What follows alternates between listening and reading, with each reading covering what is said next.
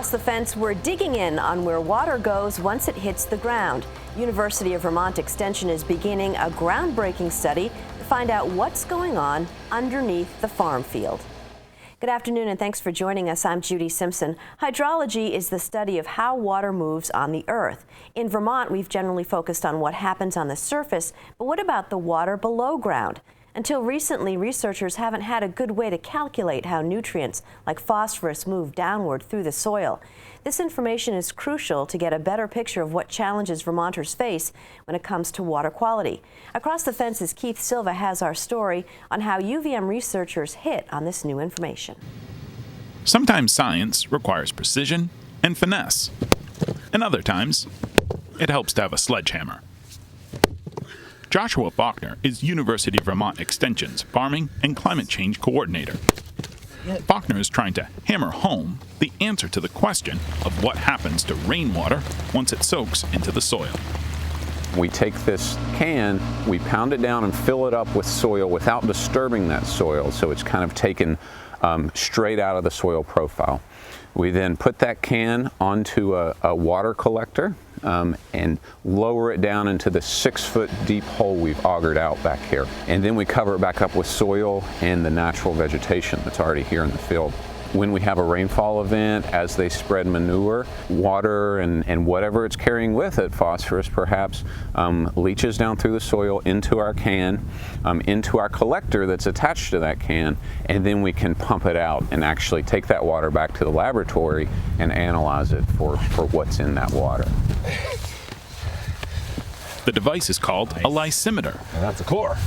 This pasture at Shelburne Farms was chosen specifically for its heavy clay soil, which is characteristic of much of the farmland adjacent to Lake Champlain. This equipment's designed to measure what nutrients and water are actually leaching down through the soil. We're installing it at a location at Shelburne Farms where there's currently some equipment that's measuring what runs off the top of the soil, which is fantastic, but it doesn't really tell us what actually moves down through the soil. So we're trying to capture that as well, so we get a kind of a total picture of how phosphorus and water are moving through our farm landscape here at Shelburne Farms. Phosphorus is one of the nutrients found in manure. When farmers apply too much manure, the phosphorus can run off into waterways like Lake Champlain. This runoff causes algae blooms and excessive aquatic plant growth that can harm wildlife and limit recreation and enjoyment of the lake. It's possible to estimate how much phosphorus is running off the surface, but not what's happening below ground. That's why the data in the lysimeter is so crucial. For the first time, researchers will have a better picture of how much phosphorus is coming from Vermont farms. As far as we can tell, there's very little data available for leaching of phosphorus in Vermont. I'm sure we have some data from other states, but we're unique, right? We have Vermont soils and Vermont management practices on farms, so we really want to know what's happening here in our state. Because the stakes are so much higher now, because, to use the R word, regulation may be involved, we want to make sure we nail this and know exactly how much phosphorus is running off or leaching down through the soil profile, because this has real life implications for farmers and water quality, of course, and people that use the lake. As for a hypothesis, Faulkner and his fellow researchers are cautious. We don't know, but I would expect that in some of these heavier clays, we're not going to see a lot of phosphorus moving downward, that a lot of the phosphorus we see leaving the fields is probably coming off the surface in these really tight, heavy soils. That's the big question, is what will we find in those below ground samples, because we just don't have a very good idea. Carol Adair is a biogeochemist in UVM's Rubenstein School for Environment and Natural Resources, and she's the co-researcher on this project with Faulkner. Answering the phosphorus question allows Adair and Faulkner to begin to offer solutions. The other thing that we're really interested in is, are there management techniques that farmers are using that really impact that? So, is putting your manure on in a different way, maybe by injecting it, does that have a different effect than if you just spread it on your field? What are some things we could do to keep that keep those nutrients on your field instead of leaving in some other way. I mean, preferably you want to keep that stuff where your plants can get it. You don't want it going off the field. So, you know, we want to figure that. That's the thing that we're really interested in figuring out is, are there things that people can do to keep that stuff, keep those nutrients on their field for their plants? This research project is taking place at Shelburne Farms and at another farm in Williston. This second site is on sandier soils, river bottom land that's key to growing crops in the Champlain Valley. Conducting this research on farms gives Faulkner and Adair the best laboratory they could ask for. In Extension, we want to do our practical applied research on operating farms so that we get as accurate as possible picture of how farmers are actually managing in real life. We don't want to control that for what we think might be best from a research perspective necessarily. We want to know what's actually happening on the ground on Vermont farms. We really can do that on these farms, and they're gracious enough to open up their farms and let us come on and kind of muck around in their fields and kind of do the science that we think is important and we want to do. Research takes brains and occasionally brawn. The data this project will provide puts another piece in place to help improve the overall picture of water quality in Vermont. In Shelburne, I'm Keith Silva with Across the Fence. Well, thank you, Keith. Joining me now are UVM Extension's Farming and Climate Change Coordinator, Joshua Faulkner, and a member of Joshua's research team, UVM graduate student Lindsay Barbieri. Thanks so much for coming in.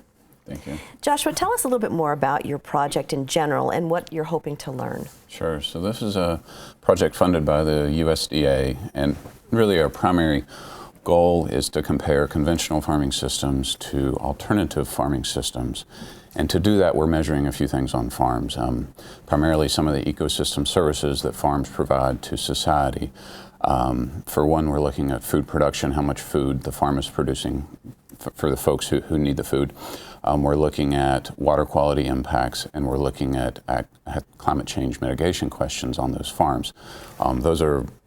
There are a lot of questions there, and so there's a much larger research team than just myself and Lindsay and Carol. We have, for example, David Connor, also from UVM, who's looking into how much these practices cost the farmer to actually implement them on the farm.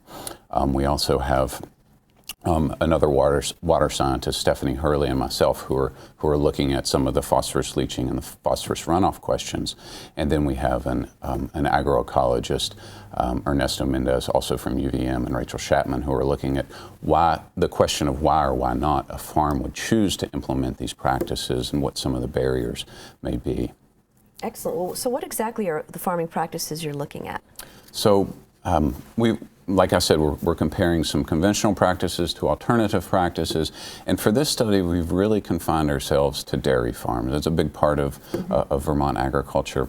At the Shelburne site, the first one that Keith showed, we're only working in hay ground, which is definitely a prime land use on dairy farms. And we're comparing how farmers would typically surface apply manure, spread manure on the ground, versus spreading manure, but before they spread the manure, actually aerating the soil. So trying to break up the soil just a little bit, get some oxygen down in there, help the soil microbes to cycle that manure once it soaks into the soil, and also break up the soil a little bit so that the manure does move downward into the soil and not sit on the surface.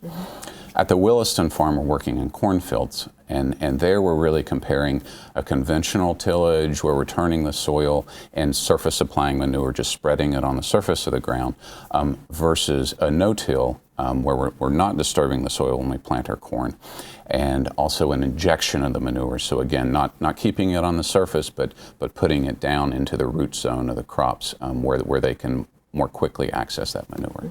Well, climate change, greenhouse gases, Lindsay, talk a little bit about what those two things have to do with farming, because people might be surprised. Yeah, definitely.